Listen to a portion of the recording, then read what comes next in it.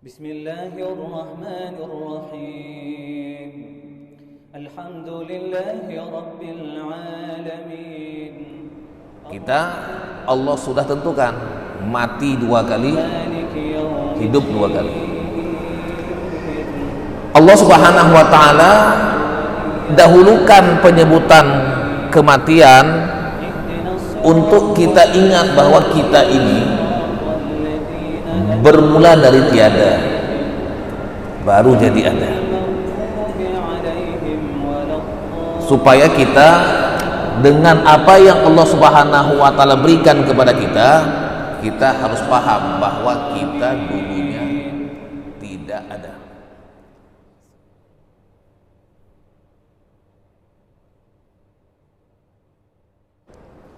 Assalamualaikum warahmatullahi wabarakatuh.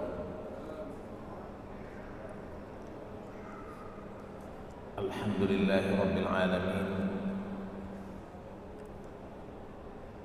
Alhamdulillahilladzi arsala rasulahu bil huda wa dinil haqq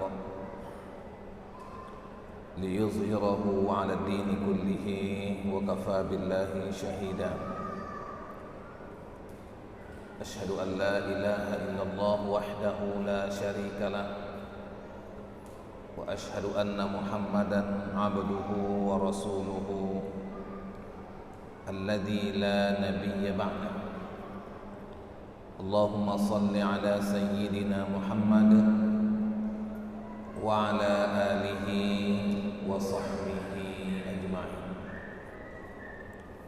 Subhanaka la ilma lana illa ma 'allamtana innaka antal alimul hakim wa tub 'alaina innaka antat tawwabur rahim.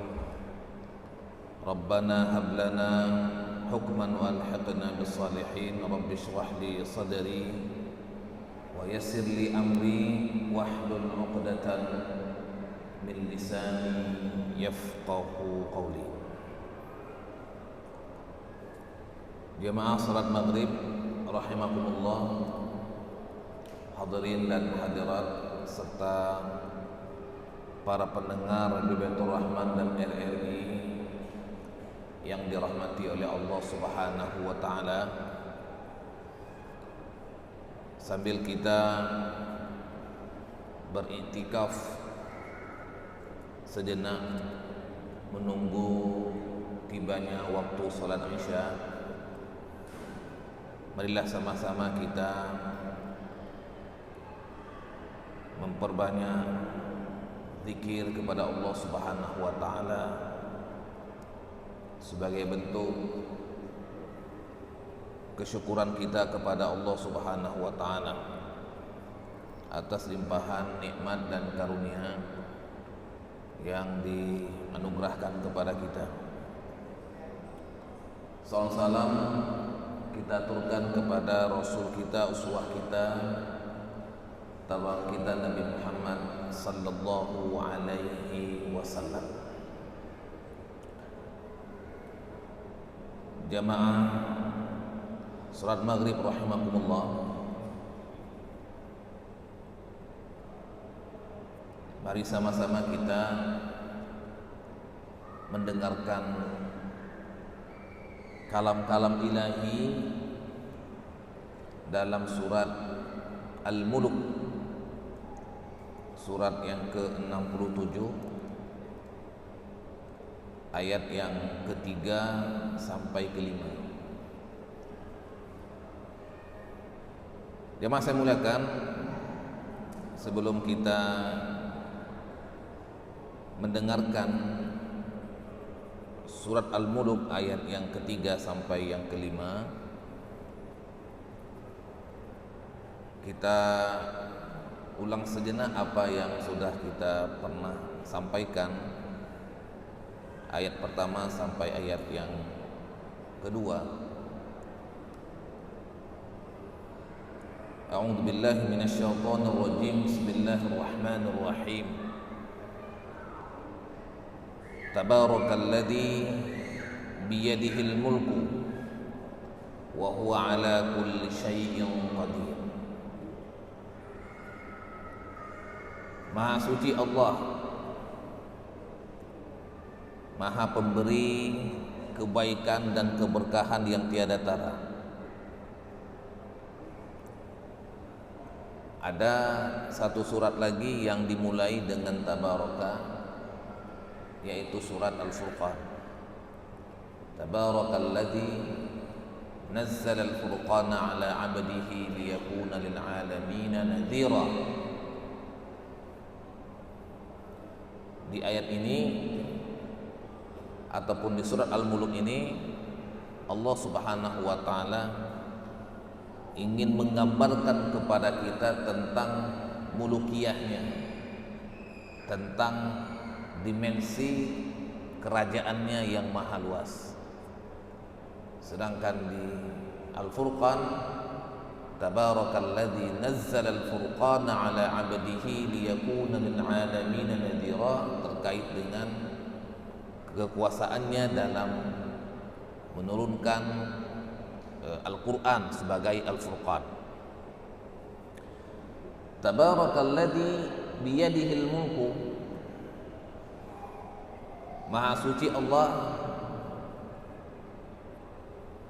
yang di tangannya yang menguasai segala kerajaan. Mulku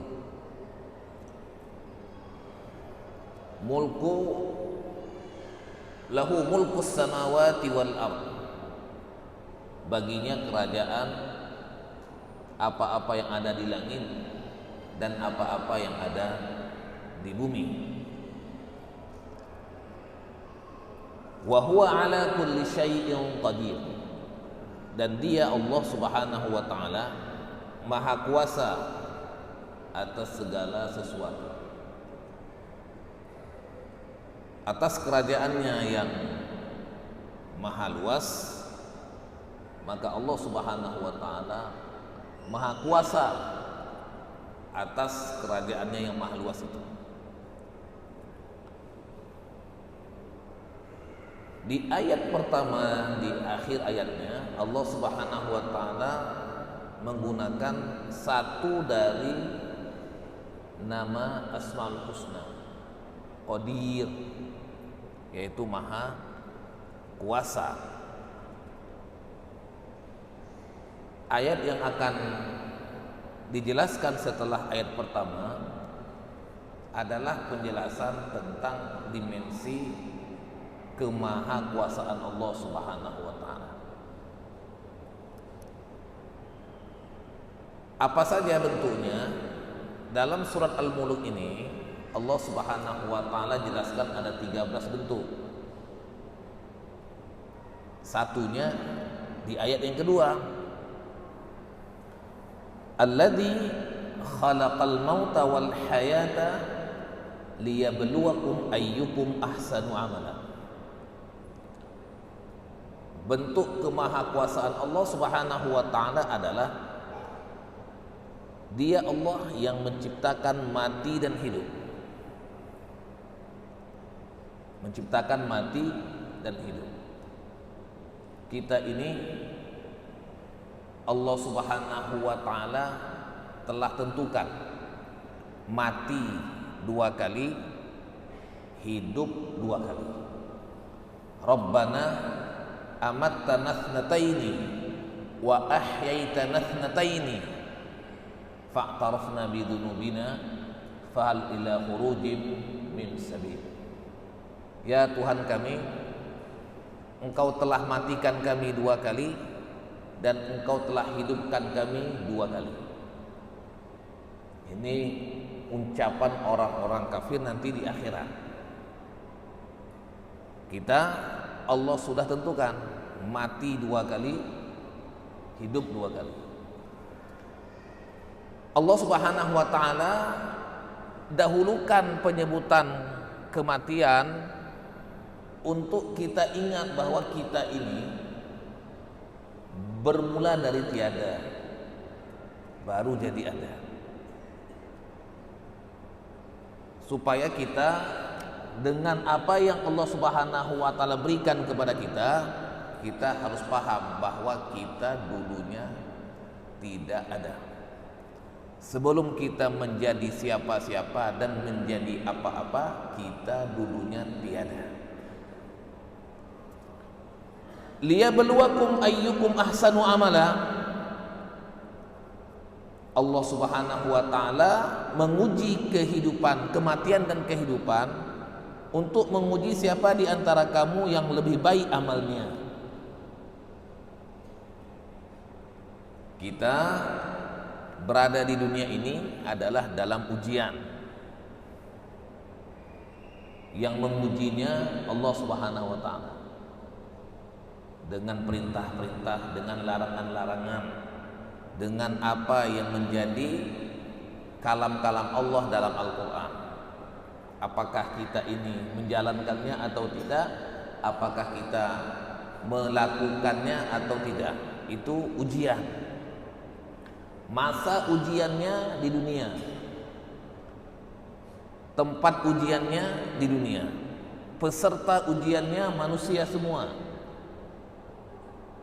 Hasil ujiannya nanti akan dibagikan di mahsyar. Masing-masing kita akan diberikan kitab hasil dari ujian itu.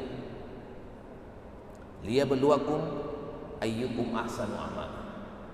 Hasil ujian itu ada yang dapat nilai baik, ada dapat yang nilai tidak baik, ada yang masuk surga, ada yang masuk neraka. Ahsanu amala adalah amal yang paling baik. Amal yang paling baik itu adalah amal yang sesuai dengan ketentuan dan yang ikhlas. Dua ini harus terwujud. Sesuai dengan ketentuan Allah dan Rasulnya dan ikhlas. Ikhlas aja kalau tidak sesuai dengan ketentuan Allah dan Rasulnya enggak ahsanu amala. Sebagaimana sesuai dengan ketentuan Allah dan Rasulnya tapi tidak ikhlas juga tidak ahsanu amala. Ahsanu amala adalah ketika amal perbuatan kita sesuai dengan ketentuan Allah dan Rasulnya, kemudian kita ikhlas lillahi ta'ala. Wa huwal azizul ghafur, dan dia Allah Subhanahu wa taala maha perkasa lagi maha pengampun. Atas kemahakuasaan dan kerajaannya yang maha luas itu, Allah maha perkasa. Allah bisa buat apa saja, kun fayakun. Tapi juga Allah Subhanahu wa taala maha pengampun atas kesalahan dan dosa-dosa hambanya yang dalam ujian-ujian itu terkadang baik, terkadang nggak baik. Ada yang mengikuti, ada yang tidak mengikuti. Nah, jemaah saya muliakan, ini bentuk kemahakuasaan Allah Subhanahu wa taala yang pertama. Malam ini kita lanjutkan ke ayat yang ketiga. Alladzi khalaqa sab'a samawatin tibaqa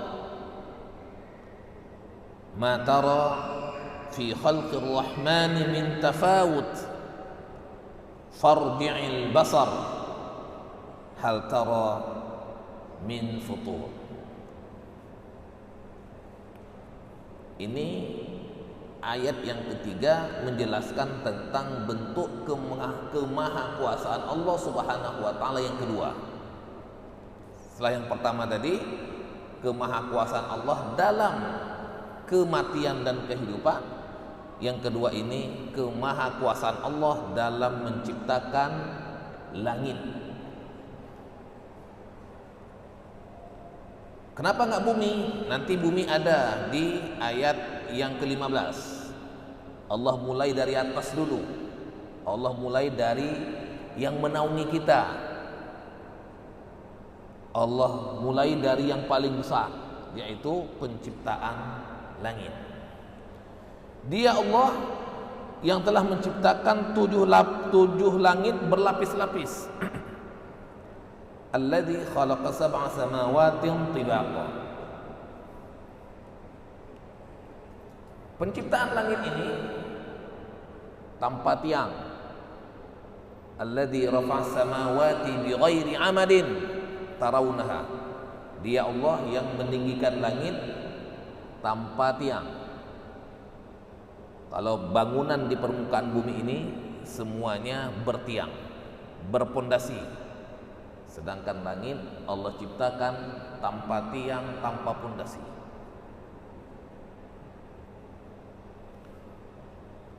Allah ciptakan langit awalnya berupa asap. Tsumma stawa ila sama wa hiya dukhanun wa qala laha walil ardi itiya taw'an aw qarha qalata ataina ta'i'in. Jemaah saya muliakan, jadi Allah Subhanahu wa taala menciptakan langit ini dengan 7 lapis. A'antum asyaddu khalqan amis sama bana. Apakah kamu makhluk yang paling hebat kami ciptakan atau langit?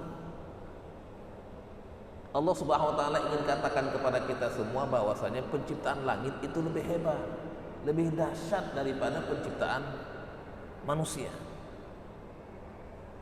Rafa'a samkaha fasawwaha wa aghtasha lailaha wa akhraja duhaha.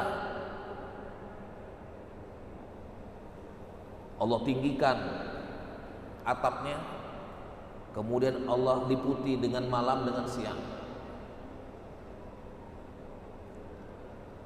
Nah, ma tara fi khalqir rahmani min tafawut. Tidak akan kamu lihat sesuatu yang gak seimbang pada penciptaan Allah Subhanahu wa ta'ala yang maha rahman. Langit yang kita lihat ke atas semuanya sudah dalam sistemnya Allah buat, semuanya sudah dalam keseimbangan.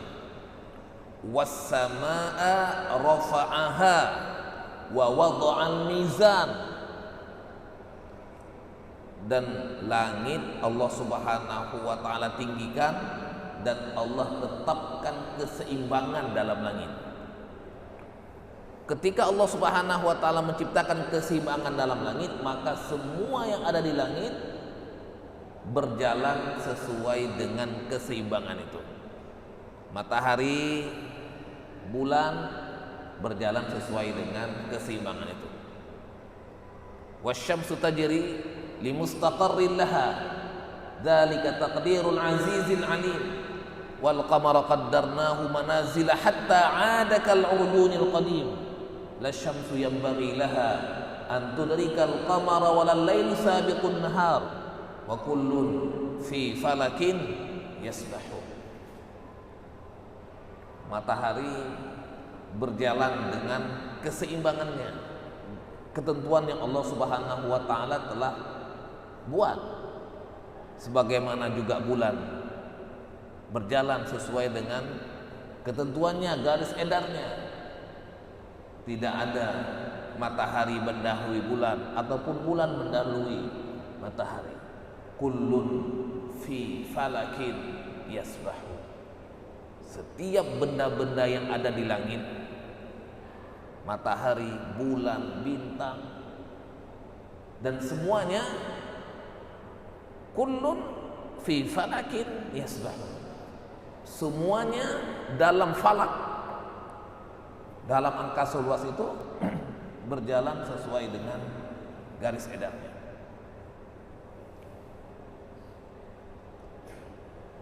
Farji'il basar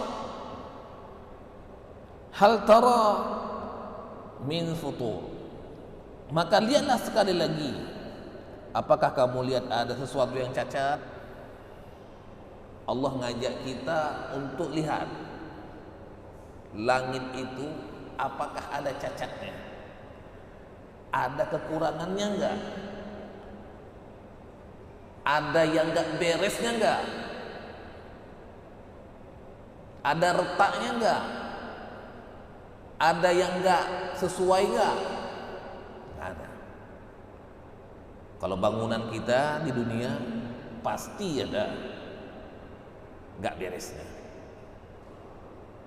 Langit Allah suruh Allah Subhanahu wa taala ngajak kita, coba lihat langit itu apa kurangnya? Tidak ada. Allah Subhanahu wa taala menciptakan ini dengan luar biasa.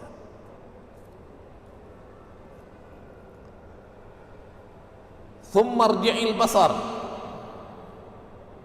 Ayat yang keempat, kemudian ulangi lagi pandangan kamu sekali lagi. Enggak cukup sekali Allah Subhanahu wa taala ngajak kita. Yang qalib ilaikal basaru, niscaya pandanganmu akan kembali kepadamu tanpa menemukan cacat.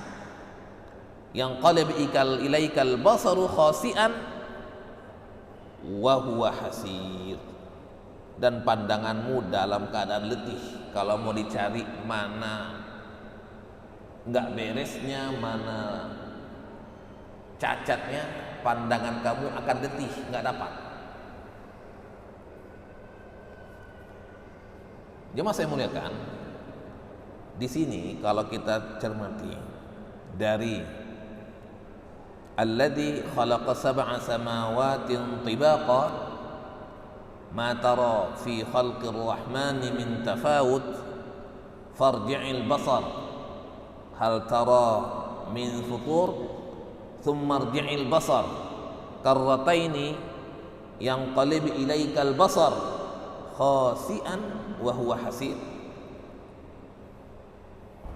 Untuk urusan melihat ini Allah Subhanahu wa ta'ala mengulang-ulangnya dalam 5 kali.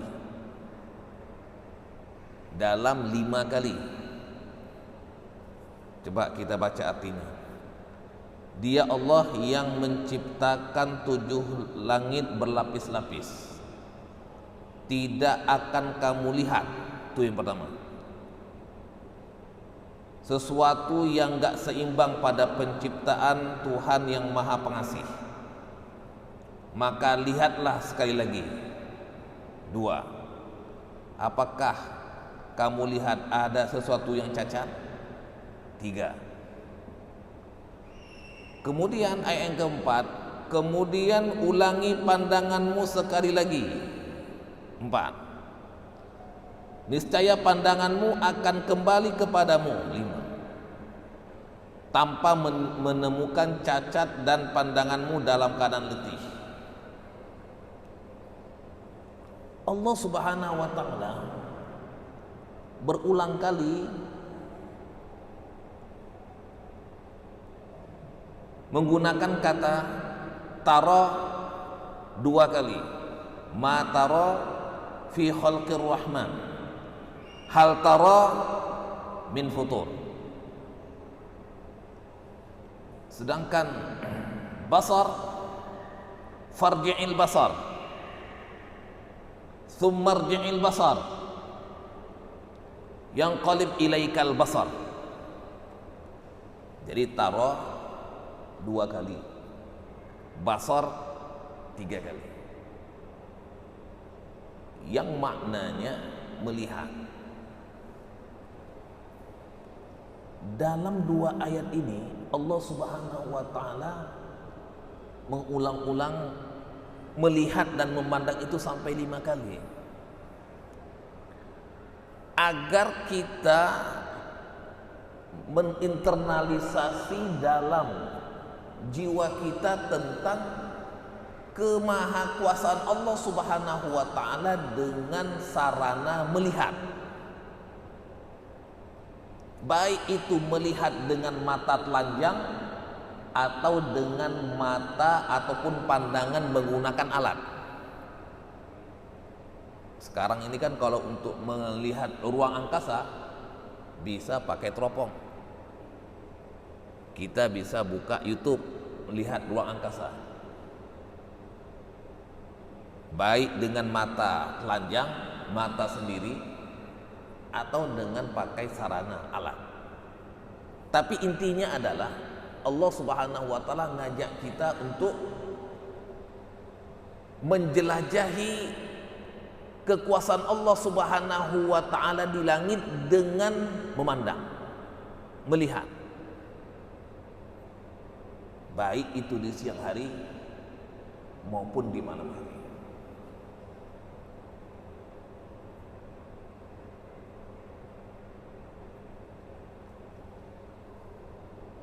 Dan juga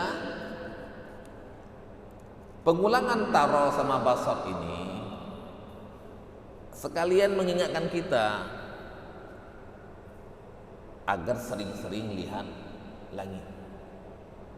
Bukan sekedar lihat langit itu ada, tapi kita melihat dengan keimanan, menambah keyakinan serta tauhid kita kepada Allah Subhanahu wa taala yang Maha Kuasa.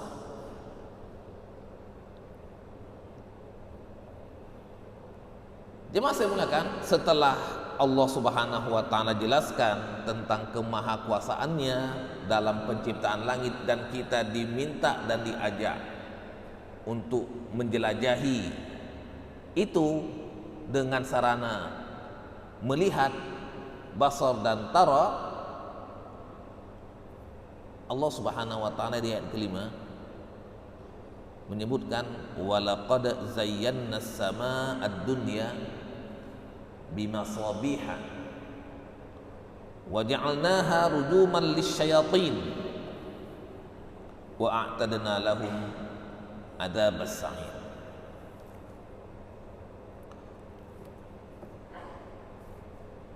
Sungguh kami telah hiasi langit yang dekat sama ad-dunya, jadi yang dekat dengan kita, yang ada matahari, yang ada bulan, bintang, itu dekat dengan kita, namanya sama ad-dunya. Kami hiasi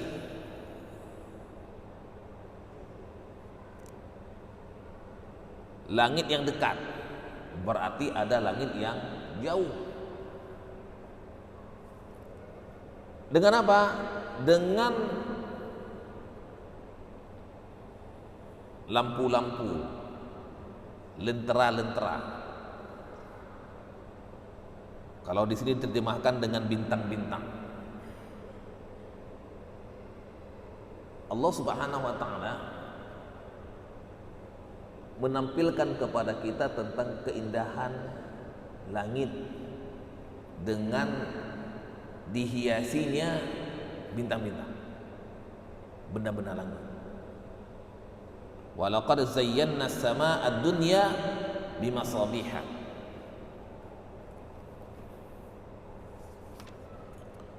wa ja'alnaha rujuman lisyayatin, dan kami jadikan bintang-bintang itu sebagai alat untuk pelempar setan. Dalam ayat ini Allah Subhanahu wa taala menjelaskan tentang fungsi bintang itu dua. Yang pertama fungsinya adalah untuk penghias langit. Langit yang maha luas itu dihiasi, diterangi dengan bintang-bintang. Itu fungsi bintang. Fungsi bintang yang kedua adalah untuk sebagai pelempar setan. Kenapa pelempar setan? Sebelum Nabi Muhammad sallallahu alaihi wasallam diutus, jin itu biasa dia duduk-duduk mencari berita langit. Wa anna kunna naq'unu minha maqa'ida lis-sama'. Dulu kami biasa duduk-duduk di pintu langit untuk mendengar berita langit. Jadi sejak zaman Nabi Sulaiman sampai zaman Nabi Isa, jin bisa mendengar berita langit. Begitu Nabi Muhammad sallallahu alaihi wasallam diutus, maka sudah tidak bisa lagi mendengar berita langit. Cerita tentang jin ini secara detail Allah jelaskan dalam surat Jin. Maka sejak diturunkannya atau diutusnya Nabi Muhammad sallallahu alaihi wasallam, maka jin itu tidak bisa lagi mendengar berita-berita langit yang selama ini, selama zaman Nabi Sulaiman alaihissalam sampai Isa, mereka bisa mendengar berita-berita langit.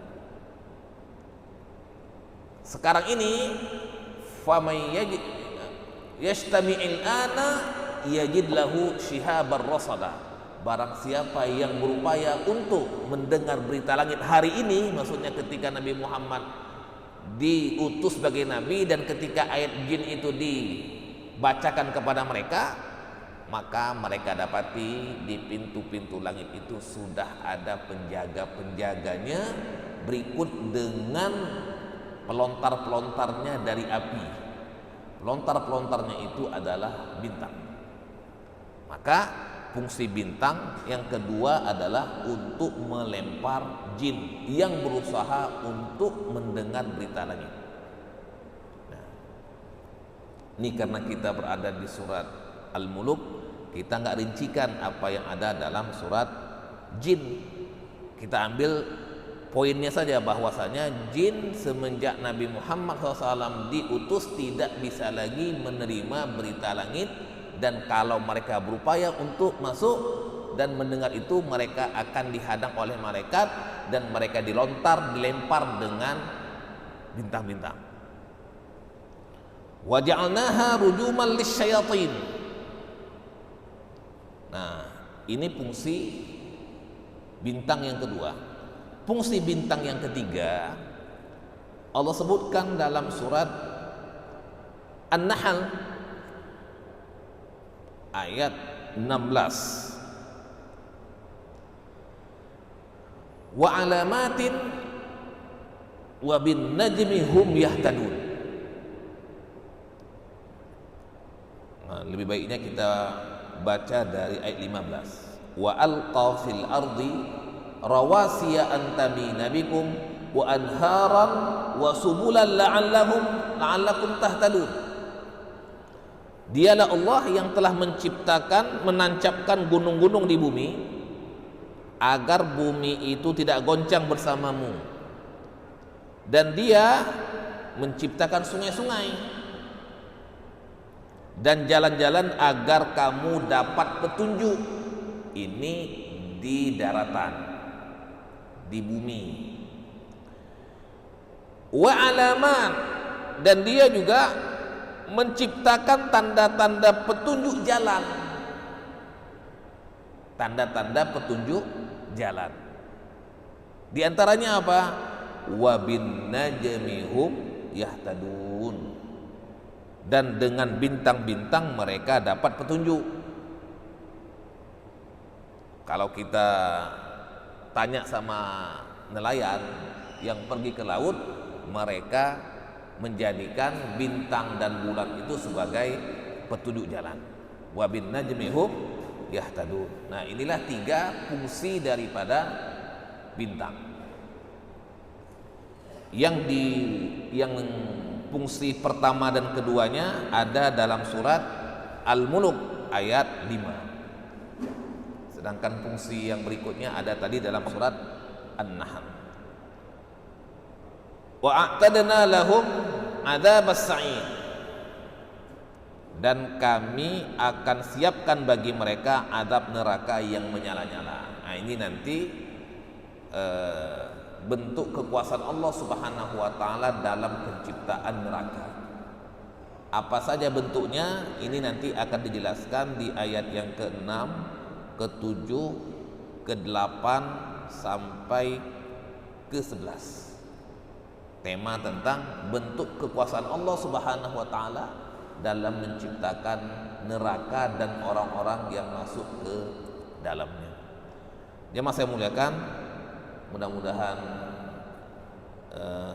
dengan kita mendengar kalam-kalam ilahi dalam ayat ketiga, keempat dan kelima dalam surat Al-Muluk ini, Allah Subhanahu wa taala memberikan rahmat kepada kita, memberikan penerangan kepada kita baik dunia maupun di akhirat.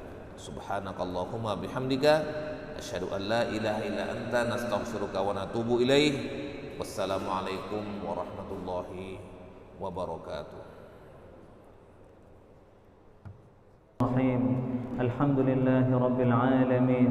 Allahumma salli ala sayyidina Muhammad wa ala alihi wa sahbihi ajma'in. Allahumma a'inna ala dhikrika wa syukrika wa husni ibadatik. Rabbana ighfir lana dhunubana wa liwalidina warhamhum kama rabbawna shighara. ولجميع المسلمين والمسلمات والمؤمنين والمؤمنات الأحياء منهم والأموات برحمتك يا أرحم الراحمين.